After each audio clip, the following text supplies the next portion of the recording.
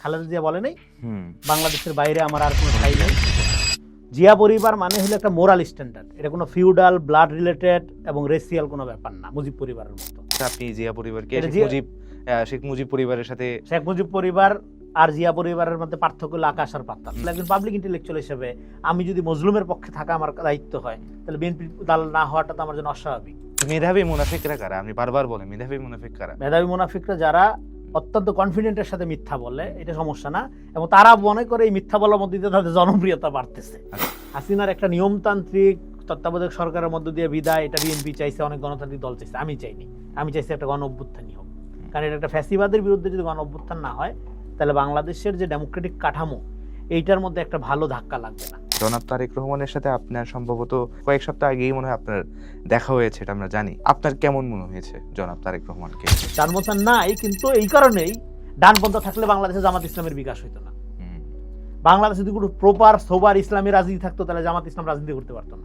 দেশের 17 বছর পর বাংলাদেশ একটা গণতান্ত্রিক যাত্রার মধ্যে যাচ্ছে, এটা যদি কোনোভাবে হুমকি শিকার হয়, তাহলে আপনার কি মনে হয় দেশ কোন দিকে যাবে?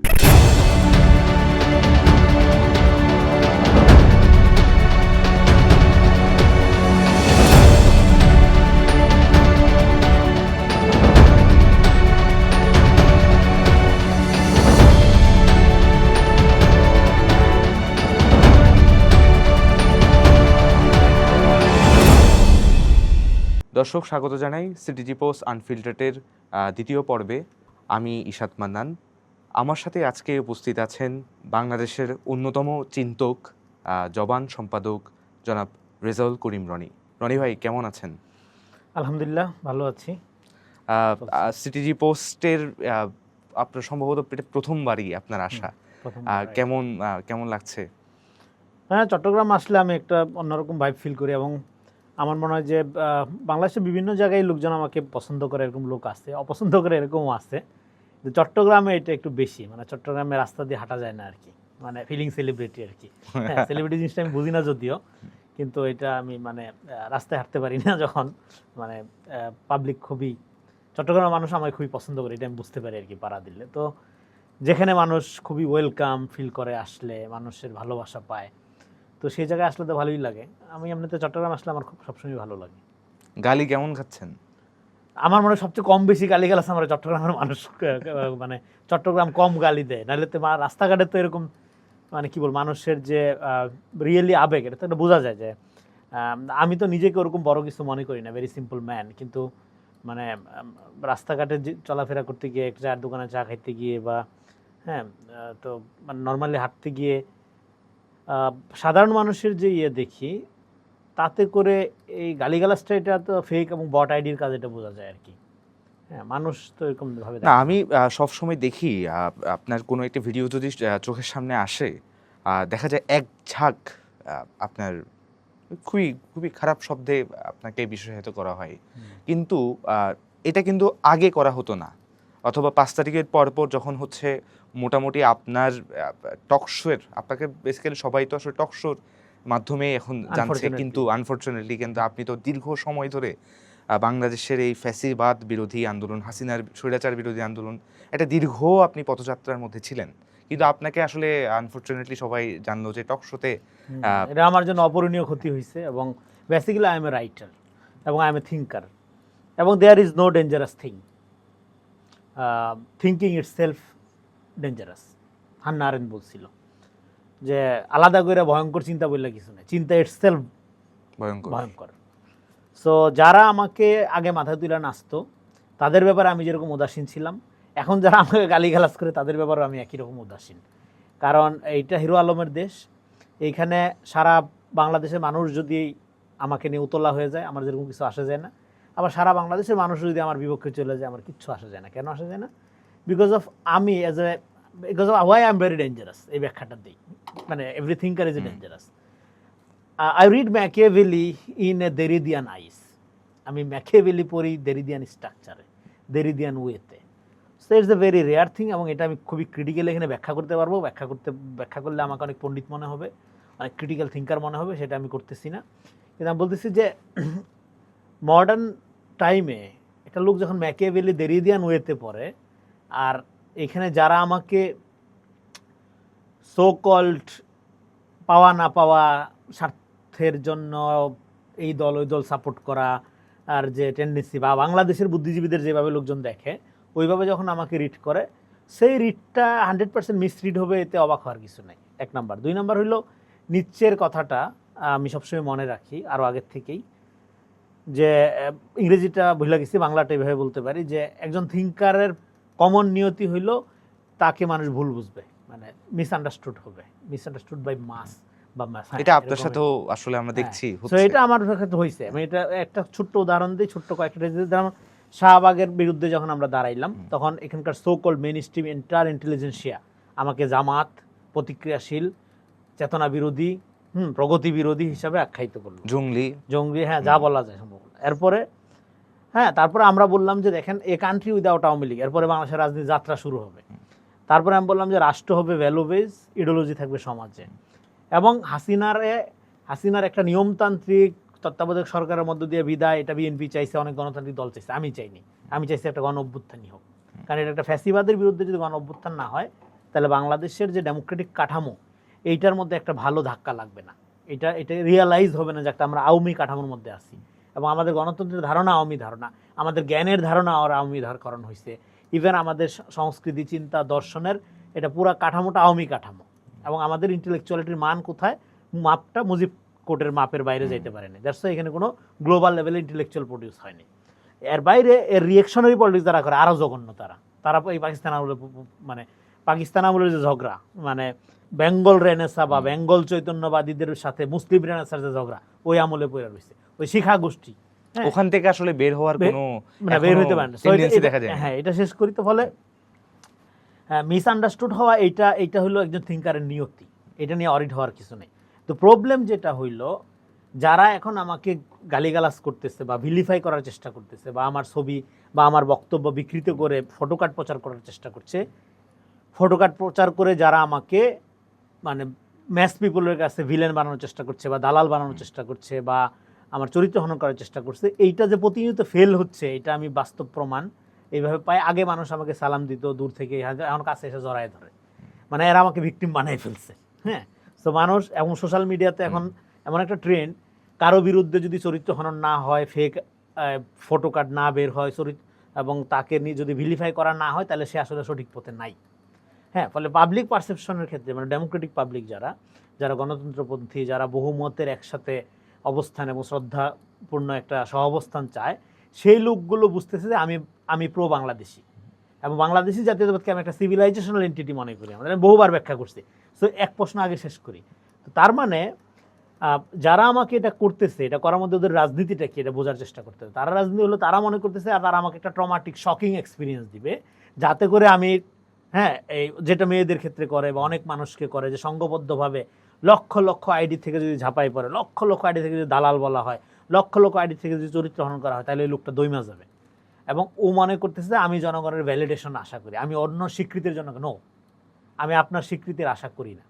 এবং আমার এই যে ভিলিফাই করার ইন্ডাস্ট্রিয়াল লেভেলের প্রচেষ্টা, এইটা আমার কোনো রকম কোনো প্রভাব ফেলে না, জীবনেও ফেলে না। টকশোতে ওপেনলি করে ছেলেগুলো, যে ছেলেগুলো মানে কোনোদিন আমার সাথে বেয়াদবি করবে এটা স্বপ্নেও ভাবা যায় না, কারণ যারা বের হয়েছে আমাদের ডিসকোর্সের মধ্যে দিয়ে, আমাদের কোর্টের পকেট থেকে এই ধরনের ডিসকোর্স বের হয়েছে। যেমন নিকোলাই গুগলের কোর্টের পকেট থেকে রাশিয়ান সাহিত্য বের হয়েছে। আমরা এটা ক্রেডিটের জন্য বলতেছি, আমরা দীর্ঘদিন ধরে এই চর্চার মধ্যে আছি এই কারণে। তো হলে এখন এই প্রবলেমটা হইল, আমি তো ক্রিটিক্যালি এঙ্গেজ করতে গেলাম, কারণ ও তো মেইন স্ট্রিম না, ওর ডাক নামে ডাকলেও মনে করে ট্যাগ দিতেছে, যেহেতু কখনো মেইন স্ট্রিম হইতে পারবে না, ও পরজীবী, ফলে ও সবসময় একটা ইনসিকিউরিটিতে ভোগে। এখন ওই ইনসিকিউরিটির জায়গা থেকে কেউ যখন ওকে রিয়েলি ক্রিটিক করে, ও যেহেতু ফলস বেসড ট্রুথের দিকে যাইতে চায়, কিন্তু বেসড অন ফলস, ফলে ও সবসময় একটা ইনসিকিউরিটিতে থাকে। ফলে ওই ইনসিকিউরিটি যদি উদাম করে দেয় কেউ, তখন সে রিয়েলি তাকে এঙ্গেজ না করে, তখন সে থ্রেট ফিল করে তাকে ভিলিফাই করে, তার ক্যারেক্টার অ্যাসাসিনেশন করার মধ্য দিয়ে ও যেটা করে, ও লুজার হয়ে ওঠে। ওখান থেকেই তাহলে হচ্ছে আপনাকে বিএনপি দালাল এই ধরনের কথাগুলো বলা হয়। বিএনপির দালাল হওয়া এই মুহূর্তে গৌরবের, বাংলাদেশকে সেভ করতে যদি চায়, এবং বিএনপির দালাল হওয়া উচিত। কোনো কেউ যদি পাবলিক ইন্টেলেকচুয়াল নিজের দাবি করে, কেন হওয়া উচিত সে ব্যাখ্যা আমি একটু পরে দিচ্ছি। ফলে আগে এই মনস্তত্ত্বটা বুঝি, আগে এটার সোশিওলজিক্যাল মানে স্ট্রাকচারটা বোঝার চেষ্টা করি। ফলে অ্যাজ এ ম্যাকিয়াভেলিয়ান, মানে ম্যাকিয়াভেলি, মানে I try to read Machiavelli in a Derridean fashion, Derridean structure. So আমি এটা ভালো করেই জানি, যেহেতু লুজার, কাওয়ার্ড, ফলে ও আমার সাথে এঙ্গেজমেন্টের যে সুযোগটা আমি ওকে দিচ্ছিলাম সেটার থেকে সরে গিয়ে ও রিঅ্যাকশনারি পলিটিক্সটা করলো। রিঅ্যাকশনারি পলিটিক্সটা করে ও যে বেসিক্যালি আমি ওরা টেস্ট করতে চেয়েছিলাম ও মেইন স্ট্রিম হতে পারে কিনা, ও ডেমোক্রেটিক স্পেয়ারের যোগ্য কিনা, ও নিজের অযোগ্য করে তুললো। ফলে আমাকে হত্যাযোগ্য করতে গিয়ে, আমাকে ভিলিফাই করতে গিয়ে ও নিজে আইসোলেশনে চলে গেল, আনপপুলারিটি গেইন করলো, যেটা আওয়ামী লীগ করছিল। আওয়ামী লীগ মেইন স্ট্রিম হওয়ার পরেও আমাদের ক্ষেত্রে এটা করে সফল হয়নি, ব্যর্থ হয়েছে। আর তুই তো মেইন স্ট্রিমই না। তো ফলে এটা করার মধ্যে দিয়ে ও কী করতেছে, আমি যে ওরা এঙ্গেজ করে ওকে যে একটা political a country without Awami League এই স্ট্রাকচারে আর ডেমোক্রেটিক স্পেয়ারে এই ধরনের পার্টিগুলো, গণঅভ্যুত্থানের সমস্ত পার্টিগুলোর যে স্পেস আমি চাইছিলাম সেক্ষেত্রেও ঠিক আওয়ামী স্ট্রাকচারে ঢুকে গেল, আমাকে বিএনপির দালাল বানাই দিয়া। এটা গেল এক নম্বর। আর বিএনপির দালাল হওয়া কেন কর্তব্য? কালচারালি, ফিলোসফিক্যালি বিএনপি হলো মজলুম। হ্যাঁ, এই কথাটা কিন্তু সবসময় বলা হয় যে জ্ঞান গুণী মানুষ বিএনপি কেন করবে। আমি 15 বছর ধরে দেরিতে পড়ার চেষ্টা করতেছি, এখনো ভালো বুঝি সেটা দাবি করবো না, চেষ্টা করতেছি। সো দেশে বিদেশে বক্তৃতা দেই করি, হ্যাঁ, বিভিন্ন বিদেশি কাগজ টাগজে লিখি। সো এক ধরনের ব্যাপার সেবার হয়তো আছে, বা লোকজন বুঝতে পারে যে এই লোকটা চর্চার ব্যাপারে অন্তত অনেস্ট। জ্ঞানী টেনি কিনা জানি না, বা সে আমি আমার রিয়েলি জানার আগ্রহটা আমার অনেস্ট, এত লোক তো অন্তত শত্রু স্বীকার করবে আশা করি। সো সেই জায়গার থেকে এরকম একটা লোক বিএনপি করবে কেন? বিএনপি করবে হলো মূর্খ, টেম্পোস্টান, সাপরি, এগুলো। এই যে রাবীন্দ্রিক কালচারাল হীনমন্যতা, এই যে বাম আওয়ামী বয়ান, বিএনপি করাটা একটা নিচু জাতের ব্যাপার, অব্রাহ্মণসুলভ ব্যাপার। ফলে একজন পাবলিক ইন্টেলেকচুয়াল হিসেবে আমি যদি মজলুমের পক্ষে থাকা আমার দায়িত্ব হয়, তাহলে বিএনপি দালাল না হওয়াটা তো আমার জন্য অস্বাভাবিক। এবং বিএনপি দালাল হওয়ার মধ্যে দিয়ে কী করা, তাহলে এই যে বাংলাদেশি জাতীয়তাবাদের ধারা, এটা যে মেইন স্ট্রিম করা যায় নাই, ফ্যানাটিক ডান, বাংলাদেশে কোনো ডানপন্থা নাই, এটা ফ্যানাটিসিজম আছে। এই ফ্যানাটিকদের কারণে এবং এই আওয়ামী এবং এই যে বাঙালি জাতীয়তাবাদী যে ট্রাইবাল ন্যাশনালিজম যেটা, এইটার কারণে এখানে মধ্যপন্থার বাংলাদেশি ধারা মূল ধারা হয়নি। এই জন্য এখনো বলে যে বিএনপি সবাই আন্ডারমাইন্ড করে, হিউজ জনগোষ্ঠী আছে। যদিও আমরা শুনি হচ্ছে বাংলাদেশে 5 তারিখের পর একটা ডানপন্থা রাজনীতির একটা খুবই আপনার সময় এসেছে, বিকাশ হচ্ছে অনেক। ডানপন্থীরা একটা আপনার মানে কি বলবো, এটা জোয়ার বাংলা, এটা বামপন্থীরা যখন এটাকে তাদের অভ্যুত্থান দাবি করছিল, আমি বলছিলাম এটা দাবি করে লাভ নাই। এই অভ্যুত্থান ডানপন্থা, আপনারা যদি ওই অর্থে ডানপন্থা মনে করেন, এটা ডানপন্থী অভ্যুত্থান বলতে হবে, কিন্তু বাংলাদেশে ওই অর্থে কোনো ইউরোপের মতো ডানপন্থা নাই। ফলে এই কথাটা অর্ধেক তারা প্রচার করে নিজেদের সুবিধার জন্য, ফ্যানাটিকরা। আমার কথা ছিল বামপন্থীদের রিয়েকশন, মানে প্রতিক্রিয়া বা বক্তব্যের প্রতিবাদে বলছিলাম যে আপনারা যদি ধর মনে করেন যে ইসলামিস্টরা এখানে ছিল, ইসলামোফোবিয়ার বিরুদ্ধে এটা গণ অভ্যুত্থান হয়েছে, কিন্তু এটা কোনো ইডিওসেন্ট্রিক পলিটিক্যাল ইসলাম কায়েমের জন্য হয়নি, এই গণ অভ্যুত্থানের কোনো ইডিওলজি ছিল না। ফলে কিন্তু বামপন্থীরা যেহেতু এটা ঠেলে দিতে চায় ভারতীয় বাঙালি জাতীয়তাবাদী বয়ানের দিক থেকে, যেহেতু ইসলামের ব্যাপারে তার অ্যালার্জি আছে, তো ফলে ওই জায়গার থেকে আমি বলছিলাম আপনি যদি মনে করেন এটা ডানপন্থী গণ অভ্যুত্থান, তাহলে মনে করলে আমাদের করার কিছু নেই, ডানপন্থী ধরতে হবে। কিন্তু বাংলাদেশে কোনো ডানপন্থা নাই ইউরোপ আমেরিকার মতো। ইউরোপের ডানপন্থী কারা ছিল? ফ্রেঞ্চ বিপ্লবের থেকেই তো আইডিয়াটা আসছে। ওই সময় অলিগার্ক, যারা ভূস্বামী, সামন্তীয়, তারা ছিল মানে টপ টায়ারের যারা এলিট গোষ্ঠী। তো বাংলাদেশে মুসলিম কমিউনিটি যেটা ইসলাম এলিট, এদেরকে মিসকিন হিসাবে চিহ্নিত করা হয়। বাংলাদেশের মূল দেওবন্দি যে ইসলামী ধারা যেটা সিলসিলা, তাদেরকে ওইরকম ফ্রেঞ্চ অলিগার্কদের মতো দেখা হয়। এটা তো এখানে মুসলিম হিসেবে ছিল সবচেয়ে তৃতীয় শ্রেণীর নাগরিক, দ্বিতীয় শ্রেণীরও না, তৃতীয় শ্রেণীর নাগরিক তারা। তাহলে এটা ডানপন্থী আপনি বলেন কিভাবে? ফলে এটা কোনো ডানপন্থী বলা যাবে না। ফলে ওই অর্থে বাংলাদেশে কোনো ডানপন্থা নাই। ডানপন্থা নাই, কিন্তু এই কারণেই ডানপন্থা থাকলে বাংলাদেশে জামাত ইসলামের বিকাশ হইতো না। বাংলাদেশে যদি কোনো প্রপার সোবার ইসলামী রাজনীতি থাকতো, তাহলে জামাত ইসলাম রাজনীতি করতে পারতো না।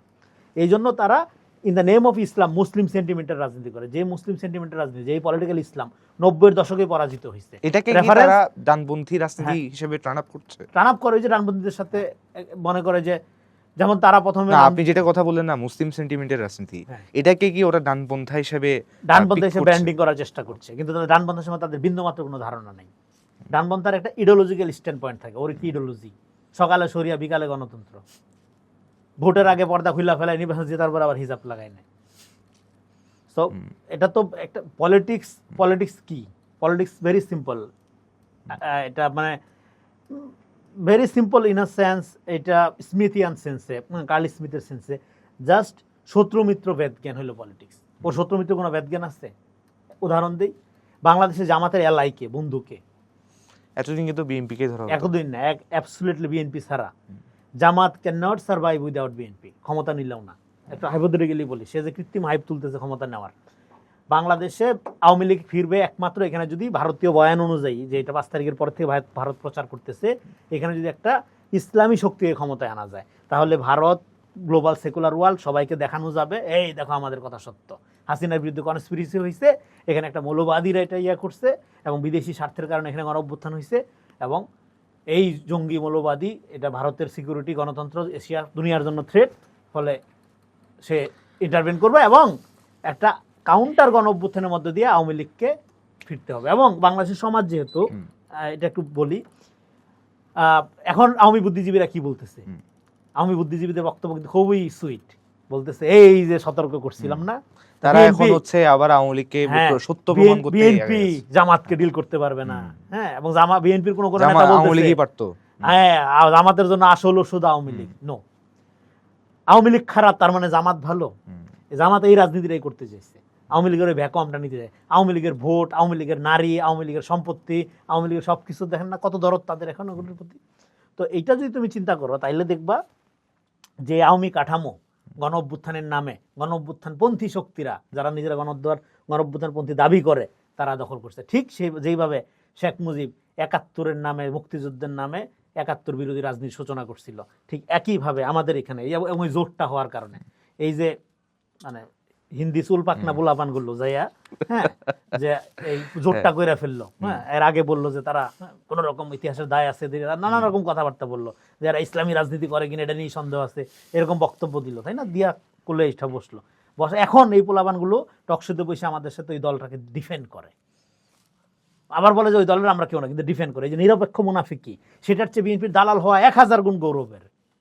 রনি ভাই, আপনি একটা কথা কিন্তু বারবার বলেন, সেটা হলো ভারত বিরোধী ভারতীয় রাজনীতি। এই যে এটা কিন্তু অনেকেই বুঝে না যে ভারত বিরোধী ভারতীয় রাজনীতি এটা কিভাবে। আরএসএস এর মডেল, নরেন্দ্র মোদীর মডেল। নরেন্দ্র মোদী মুসলমান তোষণ করে না, এমজে আকবরের মতো একটা জ্ঞানী লোক, এমজে আকবরের বই পুস্তক তুমি পড়লে অবাক হয়ে যাবে, যে ট্যালেন্টেড লোক, তারে বিজেপি গুরুত্বপূর্ণ পদে নিচ্ছে। আমি নাম শুনেছি। হ্যাঁ, মুসলিম নিধন করার কি বাদ রাখছে সে?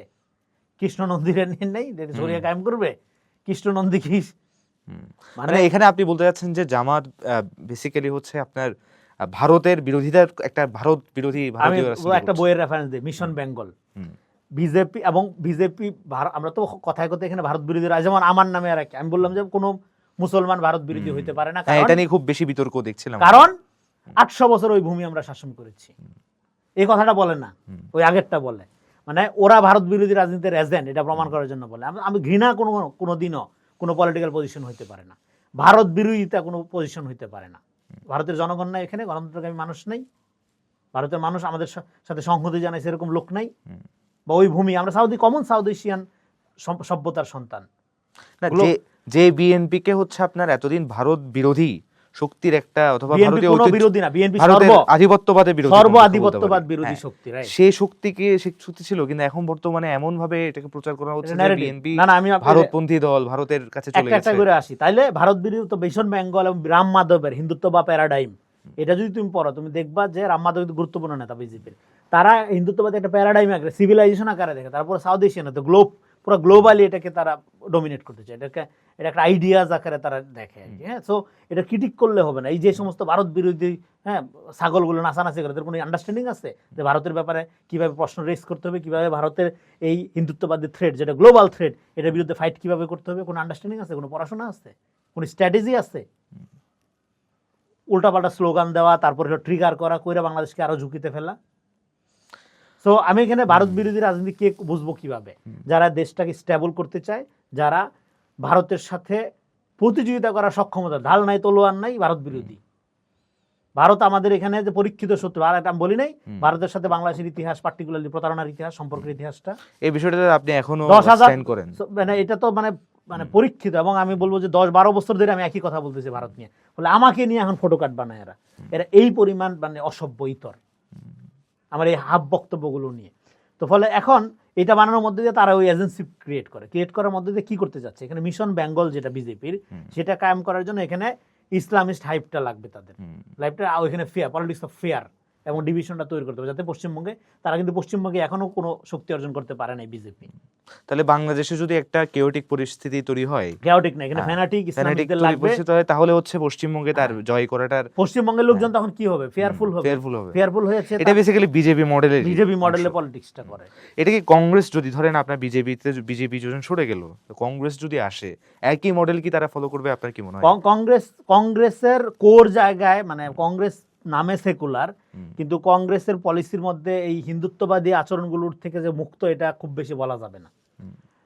এই সমস্যাটা, এটা ভারতের কোর জাতপাত নির্ভর মানে কমিউনিটি, তো ফলে তার স্বজাতি এখানে, মানে নিচু জাতের লোকজনই সেখানে নির্যাতিত, সেখানে মুসলমানদেরকে তার আদারিং, এটা তার হিস্টোগ্রাফির সমস্যা। এটা বিজেপি কংগ্রেসে একটা পার্থক্য আছে, কিন্তু মৌলিক জায়গায় খুব বেশি মানে ডিফার করে না। কিন্তু স্টেট অফ ইন্ডিয়া এবং বিজেপির পলিসি, এটার মধ্যে একটা পার্থক্য আছে, মানে ইন্ডিয়ান রাষ্ট্র যেটা দেখে। আর কংগ্রেস যেহেতু একটু উদারনীতি, বেশি গণতান্ত্রিক উদারনীতির দল, ফলে কংগ্রেস ওরকম হেট্রেশন বেস পলিটিক্সটা করে না। তারা কি অতীতে করেনি কিছু? করছে, পশ্চিমবঙ্গেই করছে। পশ্চিমবঙ্গ মুসলমানরা কংগ্রেসের আমলে মুসলমানরা অনেক নির্যাতিত হয়েছে না? হয়েছে তো, সেটা হয়েছে। কিন্তু আমি বলতেছি অ্যাপারেন্টলি মাত্রাগত দিক থেকে কংগ্রেস ওই লেভেল না, যেহেতু কংগ্রেসের একটা মোর সেকুলার দেন বিজেপি পলিটিক্সটা করতে হয়, তার ফলে মাত্রাগত একটা পার্থক্য আছে। কিন্তু স্ট্রাকচারালি মূল জায়গায় ভারত, এটা হেগেলই বলছে যে এটা ভালগার স্পিরিচুয়ালিটির দেশ, এটা পেগান কালচারের মধ্যে থাকে, তো ফলে ওইটা একটা সমস্যা। হেগেলের কথা বলাতে একটা কথা মনে পড়ে গেল। আপনার সাথে তো আমার অনেক বছর ধরে আপনার সাথে আমার পরিচয়। আমি এটা সবসময় দেখে এসেছি, আপনি আপনার ছোটবেলায়, ছেলেবেলায় আপনি এক হাতে হেগেল পড়তেন, আরেক হাতে ছিল আপনার গরুর রশি। হ্যাঁ, আপনার ছেলেবেলাটা একটু আমাদেরকে বলে। এটা আসলে কেউ, আমার মনে হয় না কোনো জায়গায় আপনার থেকে জিজ্ঞেস করা হয়েছে কিনা। হ্যাঁ, যেটা আপনি ব্যক্তিগত বিষয় খুব এড়াই যেতে ব্যক্তিগত জিনিস আমি আলাপ করি না, বা পাবলিকলি আলাপ করি না। আজকে আমাকে বলেন, আজকে এখানে বলেন। এটা বললে মনে হয় কি সেলিব্রিটি হয়ে গেছে এখন, নিজের অতীত। হ্যাঁ, দেখেন বাংলাদেশের গরিব মানুষের অতীত যেরকম, আমার অতীত যেরকম, স্ট্রাগল করছি এই ফলে কমন গল্প বইলা, হ্যাঁ, যা আল্লাহ কোত্থেকে। আপনি তো অনেকে জানে না, আপনি কিন্তু কৃষক পরিবারের একজন সন্তান। কৃষক পরিবার না, আমি কৃষি সমাজের প্রতিনিধিত্ব করি। হ্যাঁ, কৌমি, আপনার ফ্যামিলি সম্ভবত কৌমি ঘরানারই। হ্যাঁ, আমার কৌমি ঘরানা ওরকম না, মানে তারা ওই আমাদের বাড়ির পাশে বড় মাদ্রাসা আছে। এই সো এখন যেটা মানে এই ব্যক্তিগত ইস্যুগুলো আমি আসলে বলতে খুব একটা পছন্দ করি না, কিন্তু এটা অনেকে তো জানতে চাই, বিশেষ করে এটা জানতে চাওয়াটা উচিত না, কেন না, মানে আমি এটা হাইডেগার ওই লাইনে বিশ্বাসী, একজন থিঙ্কারের বায়োগ্রাফি 2.5 লাইনই যথেষ্ট। জন্ম নিছে, কাজ করছে, মরে গেছে, কি কাজ করছে ওইটাই আমার বায়োগ্রাফি। হ্যাঁ, আমারও খিদা লাগে, খাই, যখন যে কাজ পাই করি। হ্যাঁ, গরিব মানুষের পোলাপান যেমনি স্ট্রাগল করে ওইভাবে স্ট্রাগল করি। এই তো তারপরে আমি বলবো আমার শৈশব, এটা নিয়ে আমার, মানে আমি যেহেতু আমার সাহিত্যিক বাতিক আছে, লেখালেখি করার ইচ্ছা ছিল, আমি লিখলে খুবই ফ্যাসিনেটিং হইতো। এখনকার জেনারেশন, তোমরা যারা, যদি আমি ধর আমার শৈশবের গল্প বলি আবেগে কাঁদো কাঁদো হইয়া, তোমার কাছে মনে হবে যে ফিকশন। যেমন আমাদের বাড়িটা বিলের ধারে, আমার দাদার বাড়ি। আমার নানা বাড়িটা একটু মোর আরবান টাচ আছে, কিন্তু আমার দাদার বাড়িটা একদম, আমার দাদার ছোটবেলায় দেখতাম আমরা কিনতাম শুধু হইলো কেরাসিন আর লবণ, আর তেমন কিছু কেনার ছিল না, সবই আমাদের উৎপাদন হইতো, মানে এই লেভেলের। হ্যাঁ, কৃষি নির্ভর ছিল আমাদের পরিবার। এবং আমরা সকাল দাদার সাথে হাটে যেতাম, যেমন দাদা পাটের ব্যবসা করতো। হ্যাঁ, সরকারি চাকরিও করছিল কিছুদিন। তারপরে সো এইটা ধরো শৈশবের এই গল্পটা বললে তোমাদের কাছে এখন ফিকশনাল মনে হবে। হ্যাঁ, ফিকশনাল মনে হবে। আমার ওই যে বললাম বাড়িতে যেরকম ছিল যে শুধু কেরাসিন এবং লবণ কিনতে হইতো, তো দাদা যেহেতু সরকারি চাকরি শেষে ব্যবসা করতো, তারপর আমাদের অনেক ফসল উৎপাদন হতো, ডাল, কালাই, শাক।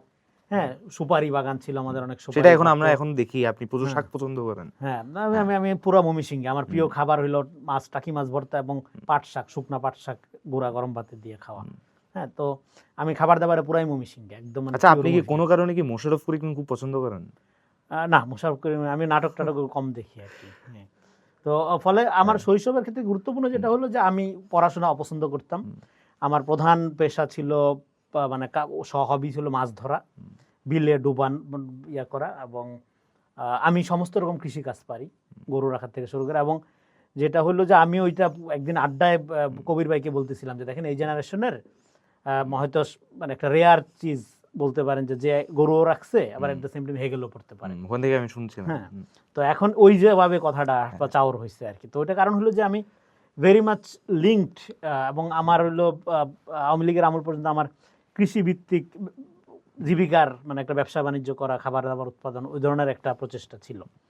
হ্যাঁ, এখনও আছে ইনফ্যাক্ট। সো ফলে আমি খুবই মানে পরিশ্রম কইরা জীবিকা নির্বাহের পদ্ধতিতে বিশ্বাসী আর কি, এবং আমার প্রিয় পেশা কৃষি, এবং আমি সমস্ত রকম কৃষিকাজ জানি, ইনক্লুডিং হাল বাওয়া থেকে শুরু করে হ্যাঁ এই যে ধান লাগানো, যেটা আমাদের ময়মনসিংহ ভাষা বলে রোয়া লাগানো, মানে একদম হাতে কলমে লাগে। কারণ আমরা যখন ঢাকায় আমি যখন পড়তাম হাই স্কুলে।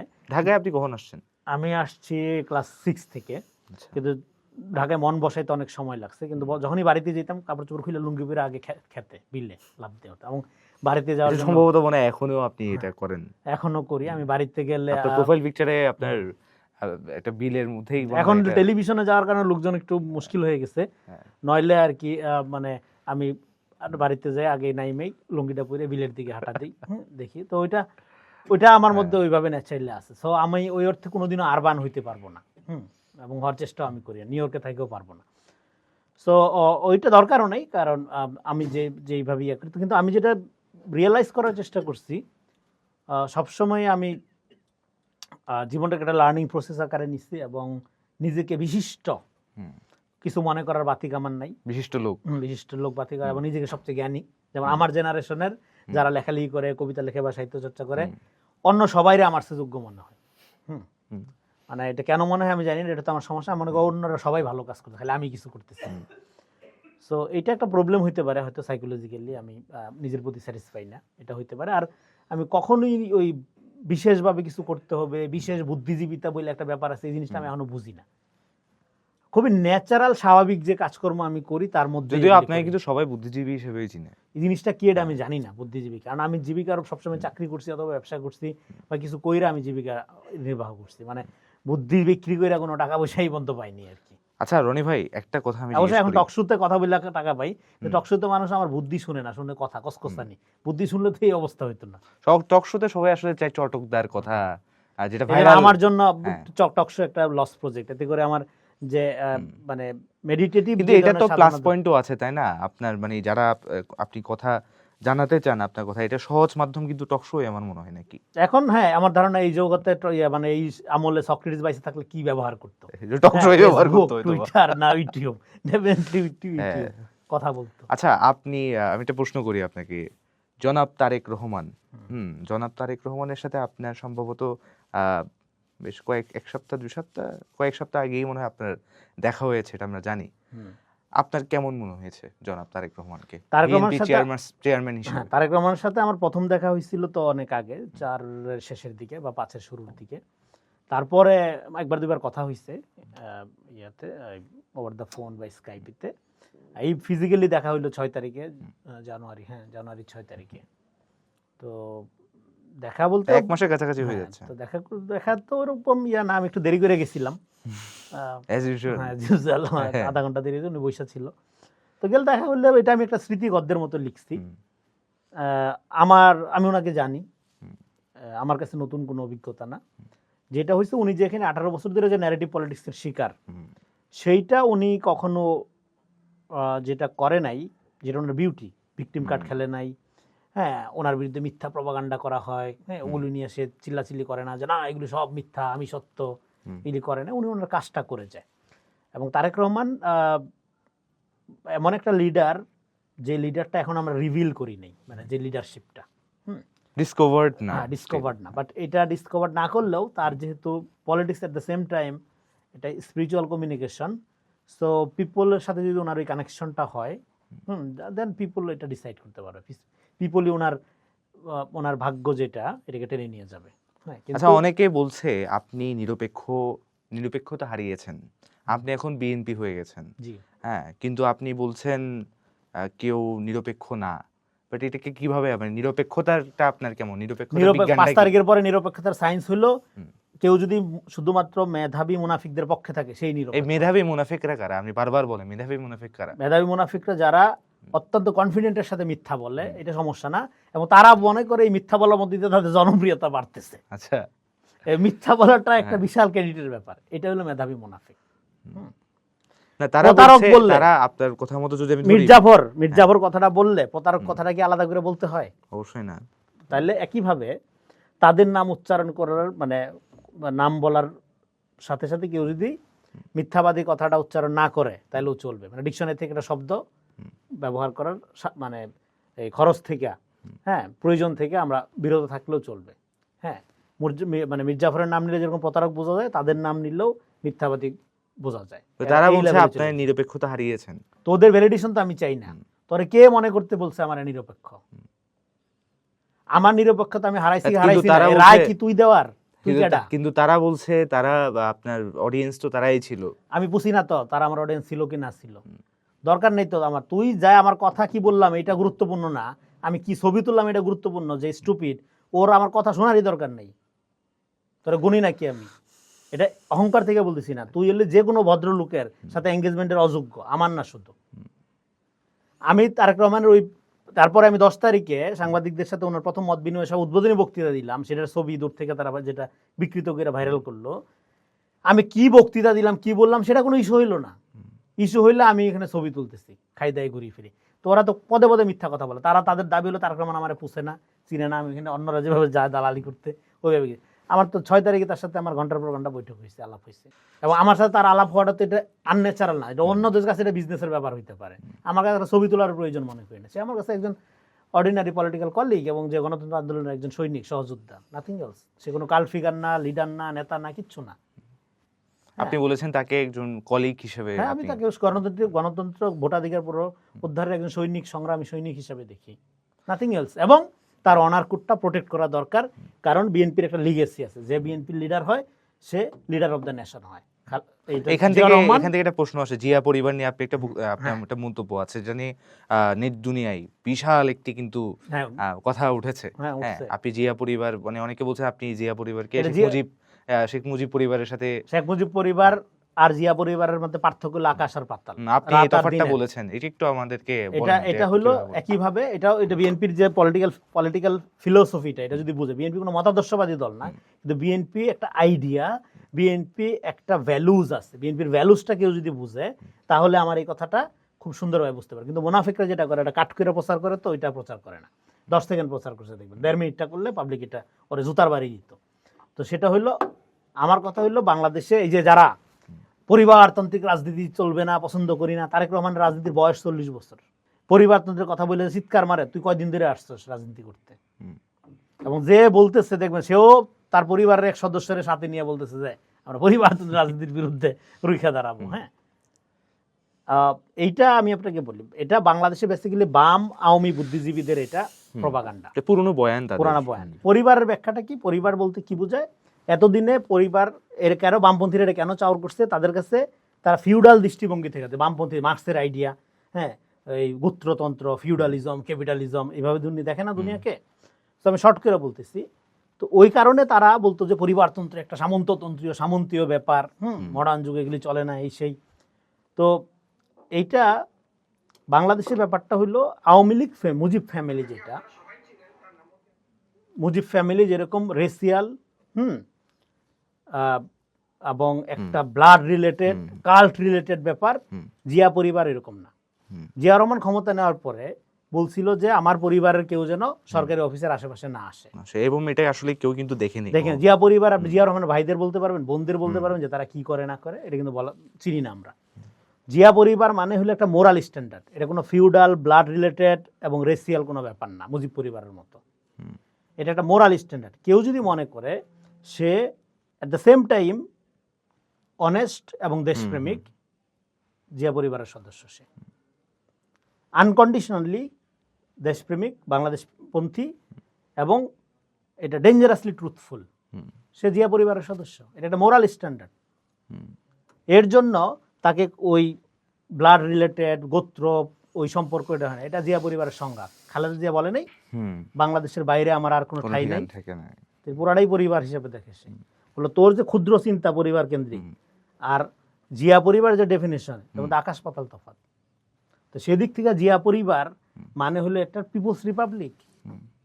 তারেক রহমানের আমার কাছে যতখানি গুরুত্বপূর্ণ, এই পলিটিক্যাল, এই বাংলাদেশি জাতীয়বাদী ফিলোসফির দর্শনের একটা সাধারণ চরের কর্মী আমার কাছে একই রকম গুরুত্বপূর্ণ, একই রকম জরুরি, একই রকম মর্যাদার।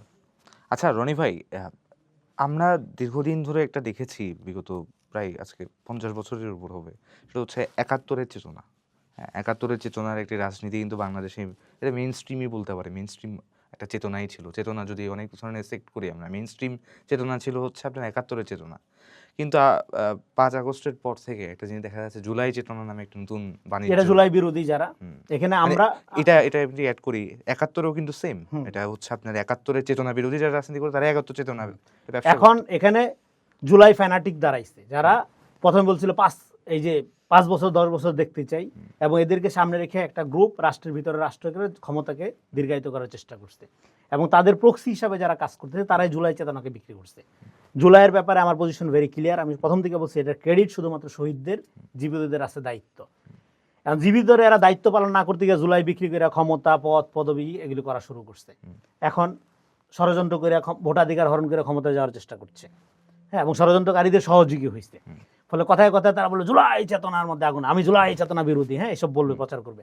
দেখা যাবে ও ছাত্রলীগের সাথে যুক্ত ছিল, দেখা যাবে ওর ১৫ বছর কোনো খবর নেই, কোনো লিগেসি নাই, অথচ ভিডিও বানাবে যে রেজাউল করিম রনি নামে লোকটি, হ্যাঁ, জুলাইদের অপমান করেছেন। ওর ব্যাকগ্রাউন্ড চেক করে দেখেন, অবশ্যই ও হয় গুপ্ত ছিল, অথবা ও ছাত্রলীগের সাথে ছিল। ও চোখ তুল্লা ১৫ বছর তাকায় কথা বলে নেই। যারা জুলাই গণ অভ্যুত্থান, আমি বললাম যে নিকোলাই গুগলের পকেট থেকে যদি রাশিয়ান সাহিত্য বের হয়ে থাকে, গণ অভ্যুত্থান আমাদের পকেট থেকে বের হয়েছে। তারপর আমরা এটা কোনো ক্রেডিট দাবি করি না, ক্রেডিট শুধু শহীদদের, এবং এটাকে কোনো গৌরবের ব্যাপার মনে করি না। যেখানে বাচ্চা বাচ্চা শিশুদের আমরা রক্ষা করতে পারিনি, এইটা কোনো পলিটিক্স না। কিন্তু একটা দেশের স্বাধীনতার দুইটা দিক থাকে, একটা হলো ভূখণ্ডগত স্বাধীনতা ৭১, যেটা সমতুল্য ইভেন্ট আর কখনো আসবে না, পৃথিবীর ইতিহাসে বাঙালি জাতির জীবনে আসবে না। আর জুলাই ছিল আমাদের রাজনৈতিক স্বাধীনতা অর্জনের ব্যাপার, ভূখণ্ডের স্বাধীনতা প্রোটেক্ট করার ব্যাপার। কিন্তু যারা in the wrong side of হিস্ট্রিতে ছিল, তারা তাদের কলঙ্ক ঢাকার জন্য, মানে শাক দিয়ে মাছ ঢাকার মতো করে জুলাইকে ঢাল বানাইছে, হাতিয়ার বানাইছে। এই জন্য আমরা বলছিলাম জুলাইয়ের কোনো ইডিওলজি নেই, জুলাইয়ের কোনো মতাদর্শিক পজিশন নেই। জুলাইয়ের যেটা আছে সলিডারিটি, একটা স্পিরিট আছে, এটাকে ধরে রাষ্ট্র। আপনি বলেন সবসময় জুলাই পরে শহীদদেরই শুধু একমাত্র ক্রেডিট, জীবিতদের দায়িত্ব। এখন জীবিতের দায়িত্বের ক্ষেত্রে প্রথমে আমরা নাহিদ ইসলামকে রিলাই করলাম, হইলাম প্রতারিত। এত বড় নোবেল লরিয়েট এসে দেখলাম, হ্যাঁ, ক্ষমতায় বসাইলাম, 15 বছরকেও তো আপনারা অনেক হ্যাঁ করলাম। তারপরে কি দেখলাম আমরা তাদের পজিশন, সকালে এক বিকালে এক, রিলাই করা যাচ্ছে না। তাহলে জুলাইয়ের দায়িত্ব যে নিবে, জুলাইয়ের ঠিকাদারি না, জুলাইয়ের ক্রেডিট না, যে দায়িত্ব নিবে সেই তো জুলাই সৈনিক হবে। আপনি এই কথাটা বলেছেন যে জনাব তারেক রহমান জুলাইয়ের দায়িত্ব নিয়েছেন না, এটা দায়িত্ব তার কাছে ন্যাচারালি এসে বর্তাইছে, কারণ এগুলো তো ফেল করছে সব, দেখলাম। আর তো রিলাই করছিলাম নাহিদের ব্যাপারে, আমি এখনো তার বিরুদ্ধে কিছু বলতে চাই। অনেক ইমোশনাল ছিলেন নাহিদের ব্যাপারে, সবসময় আমি আছি, থাকবো সেটা হয়তো, হ্যাঁ। কিন্তু এটা করলো কি তারা, কিন্তু যা জুলাইয়ের আকাঙ্ক্ষা কি ছিল, নাগরিক ভিত্তিক রাষ্ট্র, সেটা না করে জুলাই যোদ্ধা, আরেকটা চেতনা ব্যবসা, জুলাই এই যে ডিনাইং, আমার একটা লেখা আছে, এই যে এখন আমার বিরুদ্ধে যারা নতুন ন্যারেটিভ যেটা করবে যে আমি জুলাই বিরোধী, হ্যাঁ, কর তারা। এই যেটা হলো, প্রথমে তারেক রহমান অ্যাক্টিং চেয়ারম্যান হিসেবে সফল, দল ভাঙ্গার ঠেকাইছে, চেয়ারম্যান হওয়ার লিগেসি হলো ন্যাশনাল লিডার হওয়া, সেদিকে যাত্রা শুরু। তারপরে জুলাই নিয়ে সিনেমিনি খেলা হচ্ছে, জুলাইয়ের দায়িত্বটা ঐতিহাসিকভাবে তার ঘাড়ে এসে পড়ছে। এবং সে কি বলে নাই সিরাজগঞ্জ সমাবেশে যে ৭১ স্বাধীনতা প্রোটেক্ট হয়েছে ২৪-এর মধ্যে দিয়ে, এবং ২৪-এর ফসল ঘরে ঘরে দেওয়ার জন্য, মানুষের হাতে দেওয়ার জন্য একটা স্টেবল রাষ্ট্র লাগবে, মানুষের কর্মসংস্থান লাগবে, মানুষের মর্যাদাবোধ ফিরাইতে হবে। কিন্তু চেতনা বিক্রি করলে হবে না, সমাজকে বিভক্ত করলে হবে না, আমি ভালো অন্য খারাপ এভাবে ভাগ করা যাবে না। ন্যারেটিভ দিলে, আপনারা যদি সকালবেলা এক থালি জুলাই চেতনা দিই, রাতের বেলা মুক্তিযুদ্ধের চেতনা দিই, হ্যাঁ, পেট ভরবে নাকি কর্মসংস্থান লাগবে, খাবার লাগবে? ফলে এই সমস্ত চেতনাবাজ ফকির নিজেগুলো, হ্যাঁ, এটা আওয়ামী লীগের রাজনীতি করতেছে। এরা জুলাই বিরোধী, জুলাই যোদ্ধা। মুক্তিযুদ্ধের নামে যদি কিছু লুটপাটকারী রাজাকার, মানে রাজাকারদের খারাপ কাজ কিছু করছে না মুক্তিযুদ্ধের নামে কিছু, একইভাবে, হ্যাঁ, তুই যদি জুলাইয়ের তোর মিনিমাম যদি কোনো আক্কেল থাকে, তাহলে তুই ভোটাধিকার হরণ করা গণতান্ত্রিক প্রক্রিয়ার বিরুদ্ধে গিয়ে দাঁড়াস কিভাবে? তোর যদি মিনিমাম কোনো রেসপেক্ট থাকে শহীদদের প্রতি বা জুলাইয়ের প্রতি কোনো দরদ থাকে। রনি ভাই, নির্বাচনের আর কয়েকটা দিনই আছে, হ্যাঁ, এর মধ্যে বারবার শোনা যাচ্ছে যে আপনার নির্বাচনের কারচুপি হতে পারে, নির্বাচন নিয়ে বিভিন্ন ধরনের ষড়যন্ত্র হতে পারে, স্থগিত হতে পারে। আবার এখানে হচ্ছে দেখা যাচ্ছে ওয়াশিংটন, দিল্লির একটি প্রভাবও থাকতে পারে নির্বাচন নিয়ে, হ্যাঁ। দেশের ১৭ বছর পর বাংলাদেশ একটা গণতান্ত্রিক যাত্রার মধ্যে যাচ্ছে। এটা যদি কোনোভাবে হুমকি শিকার হয়, তাহলে আপনার কি মনে হয় দেশ কোন দিকে যাবে? দেশ স্পষ্ট গৃহযুদ্ধের দিকে যাবে। এবং এখানে যাদেরকে দিয়ে খেলানো হচ্ছে, এতক্ষণ যে আমি আলোচনা করলাম, দেখেন যারা এদিকে নিয়ে যাচ্ছে দেশকে, তাদের একটা পুরানো ঐতিহ্য আছে আওয়ামী লীগকে ফেরানোর, আওয়ামী লীগকে এম্পাওয়ার করার, ক্ষমতায় আনার। তো তারা যদি সেই চেষ্টা করে, তাদের রেজাল্ট ওরকমই হবে। অন্যদিকে যারা একটা মোরাল পজিশন ধরে রাখবে, দেখেন 5 তারিখে ক্ষমতাটা সাদা হয়েছিল বিএনপিকে, তারেক রহমানকে লিড দিতে জাতীয় সরকার। তারেক রহমান বলছে না, আমরা আন্দোলন করছি ভোটাধিকার ফেরানোর জন্য, ফলে জনগণের ভোটের দিকে আমাদের যেতে হবে। তখন আপনাকে জুলাই গাদ্দার টাদ্দার বানাইছেন, ঠিক আছে? তো বানাইয়া আপনি এই যে কতগুলো বাটপারদের খপ্পরে পড়ছেন, একটা এই তারপর ন্যারেটিভ পলিটিক্সের মধ্য দিয়ে আপনি দেশকে আজকে এই জায়গায় নিয়ে, এখন তো সবাই বলছে ইলেকশনটা আরো 8 মাস 1 বছর আগে হলে দেশের এই অবস্থা হইতো না।